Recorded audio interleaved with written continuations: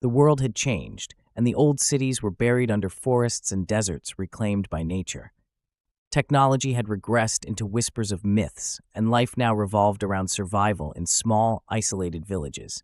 Milo, a 17-year-old boy from the village of Wren's Hollow, had never set foot beyond the towering cliffs that surrounded his home.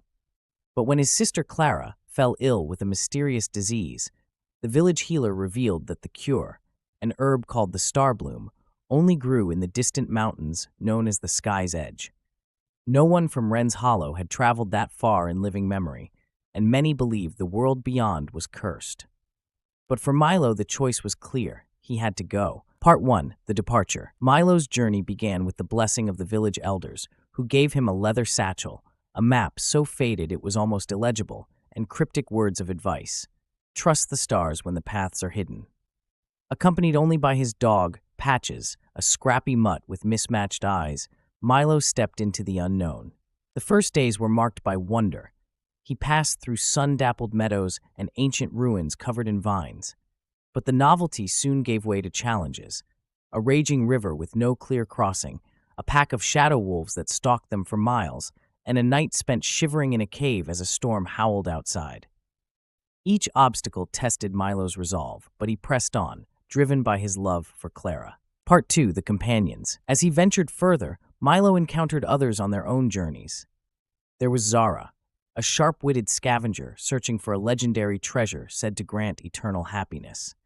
Then came Thane, a weary swordsman haunted by his past, who had vowed to find redemption by helping others. Though wary at first, the trio grew into an unlikely team, each bringing unique skills to the table. Together, they faced trials that none could have survived alone.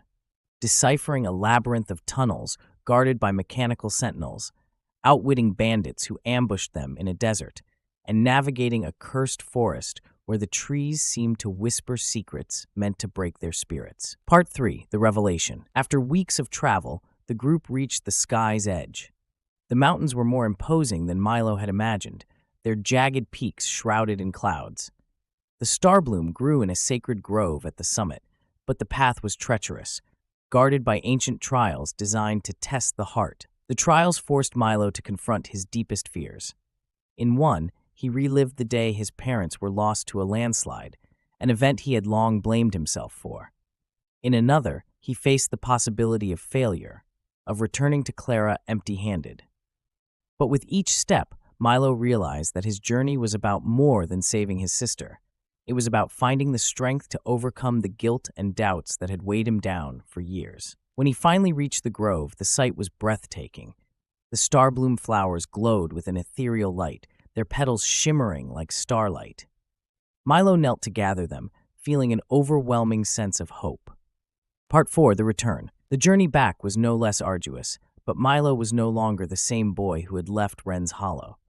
He had faced danger, formed unbreakable bonds, and discovered courage he didn't know he possessed. When he finally returned home, the village greeted him with awe. Clara's illness faded within days of using the Starbloom, and Milo became a legend in Wren's Hollow. But to him, the greatest reward was the knowledge that the journey had made him whole. Years later, as he told his story to the next generation, Milo would always end with the same words. The journey of 1,000 miles isn't just about the destination. It's about the steps that change you along the way.